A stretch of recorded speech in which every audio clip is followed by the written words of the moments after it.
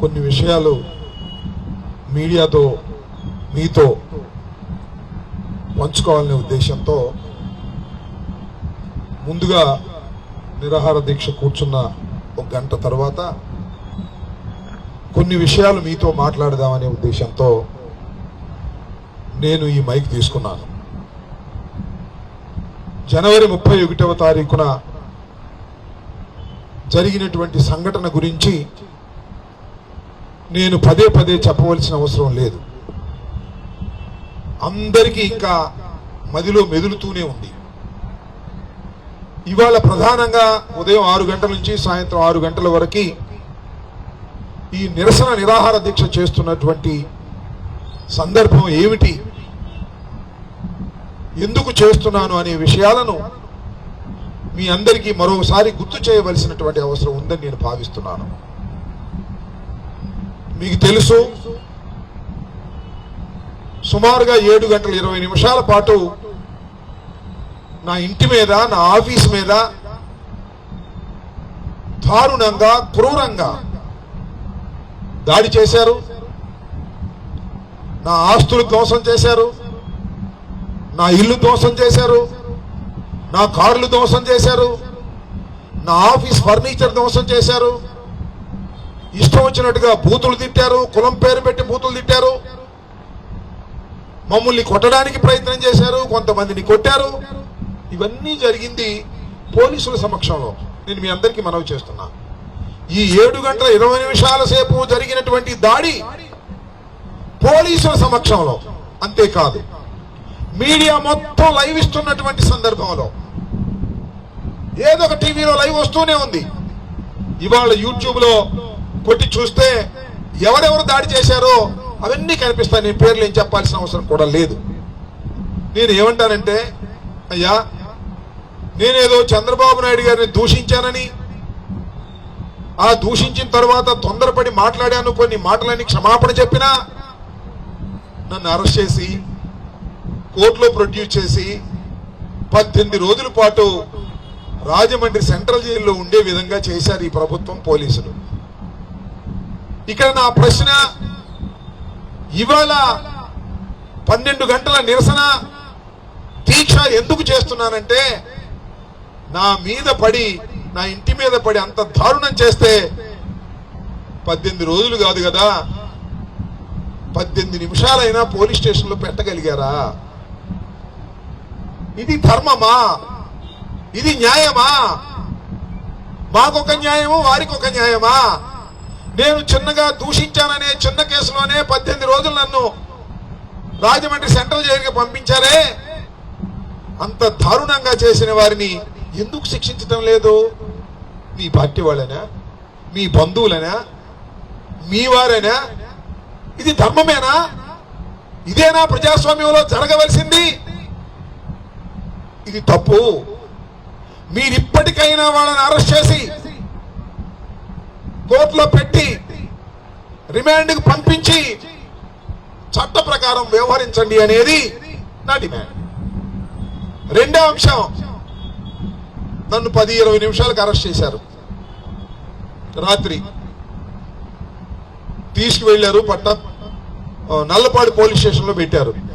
సరే, నెక్స్ట్ రోజు రాత్రి 8ంటికో 9ంటికో కోర్టులో హాజరుపరిచారు. కోర్టు వారు రిమాండ్ ఇచ్చారు, అది వేరే అంశం. ఈ లోపల ఏం జరిగింది?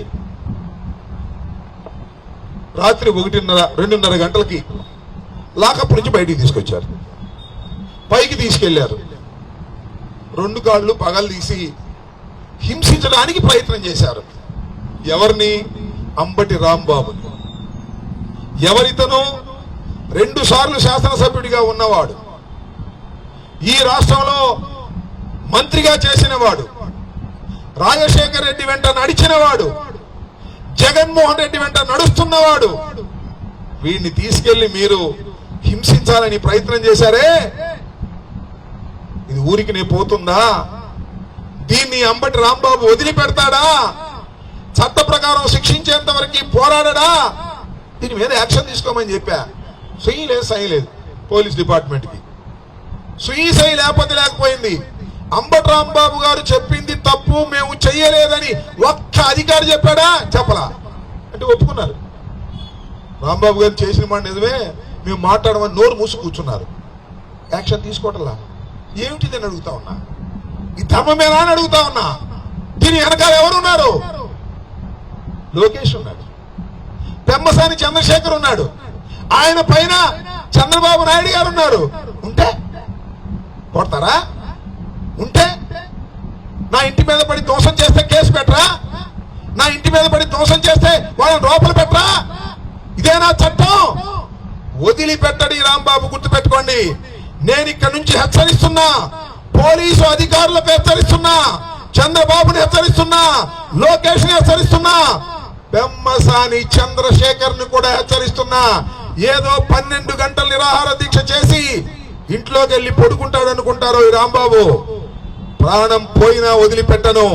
ఆ అధికారులు శిక్షించేంత వరకు, నా ఇంటి మీద దాడి చేసిన వారిని జైల్లో పెట్టేంత వరకు నా పోరాటం వివిధ రూపాల్లో సాగుతూనే ఉంటుంది. గుర్తుపెట్టుకోండి. పెమ్మసాని చంద్రశేఖరు, చంద్రబాబు, లోకేష్ గుర్తుపెట్టుకోమని మనం చేస్తున్నా. ఈ కుటుంబాలు ఎవరయ్యా? ఏం అనుమానం లేదు. పెమ్మసాని చంద్రశేఖర్. ఎప్పుడైనా ఉన్నాయా గుంటూరులో ఇలా దాడులు? ఎప్పుడైనా ఉన్నాయా? ఎంతమంది మంత్రులు చేశారు గుంటూరులో? ఎంతమంది శాసనసభ్యులు చేశారు? ఎప్పుడైనా ఏదో ఘర్షణ ఉంటే ఆ ఎన్నికల సమయంలోనో ఆ బూతుల దగ్గర అట్టా ఇట్టా నెట్టుకోవడం తప్ప ఇళ్ల మీద పడి దాడులు చేసే సంస్కృతి ఈ గుంటూరులో తీసుకొచ్చింది పెమ్మసాని చంద్రశేఖర్. గుర్తుపెట్టుకో. దీనికి ప్రతిఫలం చట్టబద్ధంగా నువ్వు అనుభవిస్తావని కూడా ఈ సందర్భంగా చెప్పదలుచుకున్నా. కొత్త పిచ్చోడు కదా, పొద్దురగడు, అమెరికా నుంచి వచ్చాడు, మంచి క్యాష్ పార్టీ.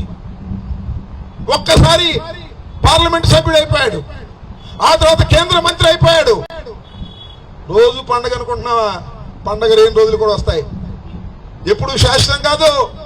పెమ్మసాని చంద్రశేఖర్ గారు అయితే పెమ్మసాని చంద్రశేఖర్ ఒకటి తెలుసు, ఇక్కడిక్కడ ఎన్ని తగాదాలు పెట్టినా మన పొరపాటును ఓడిపోతే స్పెషల్ విమానంలో వెళ్ళిపోతాడు అమెరికాకి. ఇక్కడ మనం కొట్టుకుపోవాల్సింది. గుర్తుపెట్టుకుని తెలుగుదేశం వాళ్ళకి కూడా చెప్తున్నా. ఇంత దుర్మార్గమైనటువంటి కార్యక్రమాలు చేసినటువంటి పెమ్మసాని చంద్రశేఖర్ని గాని, ఆయన కేంద్ర మంత్రి అయినా ఏ మంత్రి అయినా, లోకేష్ గాని చంద్రబాబుని గాని వదిలిపెట్టే ప్రశ్నే లేదు. రోజులు ఎప్పుడు ఇలాగే ఉంటాయని అనుకోకండి. ఇప్పటికైనా జ్ఞానం తెచ్చుకొని అధికారులు ఇద్దరిని సస్పెండ్ చేయండి. చట్ట ప్రకారం ముందుకు కదలండి. ఎవరైతే నా ఇంటి మీద దాడి చేశారో, నేను ఏదైతే కంప్లైంట్ ఇచ్చానో ఆ కంప్లైంట్ లో వచ్చే సెక్షన్లు అన్ని కూడా రిజిస్టర్ చేసి ఎఫ్ఐఆర్ ని ఆల్టర్ చేసి చర్య తీసుకోండి, శభాష్ అనిపించుకోండి తప్ప ఏమిటి అన్యాయం నాకు అర్థం కాదా. నిజంగా నా ఇంటి మీద దాడి జరిగినప్పుడు 1 గంట తర్వాత పోలీసులు వచ్చి లాఠీ చార్జ్ చేస్తే ప్రభుత్వానికి ఎంత పేరు వచ్చేది? మంచి పేరు. కొట్టేశారా? అంబటి రాంబాబు గారి ఇంటి మీద దాడి చేస్తుంటే తెలుగుదేశాన్ని కూడా లెక్క చేయకోకుండా పోలీసులు వ్యవహరించారు, శభాష్ పోలీసులు అనేటువంటి మాట వచ్చేదే కాదా? చెప్పండి. ఎందుకు ఈ దారుణానికి పాల్పడ్డారు? భయపెట్టాలనుకుంటున్నారా?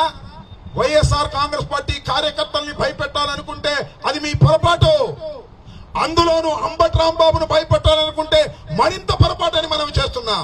దీనికి ధైర్యంగా ఎదుర్కొనేటటువంటి శక్తి మాకు రాజశేఖర రెడ్డి గారి దగ్గర నుంచి వచ్చింది, ఇప్పుడు జగన్మోహన్ రెడ్డి గారి దగ్గర నుంచి వచ్చింది. వదిలిపెట్టనంటే వదిలిపెట్టను. నేను గుర్తుపెట్టుకోమని మనం చేస్తున్నా. ఈ పోలీస్ డిపార్ట్మెంట్ కి చెప్తున్నా, లోకేష్ కి చెప్తున్నా, పెమ్మసానికి చెప్తున్నా, చంద్రబాబుకు చెప్తున్నా, ఇప్పటికైనా మర్యాదగా చట్టబద్ధంగా వ్యవహరించే కార్యక్రమాలు చేయండి. ఏదో 12 గంటలు కూర్చున్నాడు, వెళ్ళిపోయాడు, వెళ్ళడట, వదలట. మీ సంగతి తేలుస్తా. ప్రాణాలకు తెగించైనా మీ సంగతి తేలుస్తా.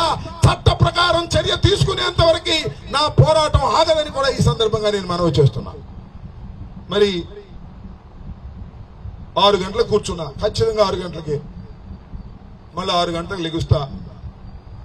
బొత్స సత్యనారాయణ గారు కౌన్సిల్ నాయకుడు, ఆయన వస్తున్నాడు. ఇంకా అనేక మంది పెద్దలు సాయంత్రానికి ఇక్కడికి వస్తారు.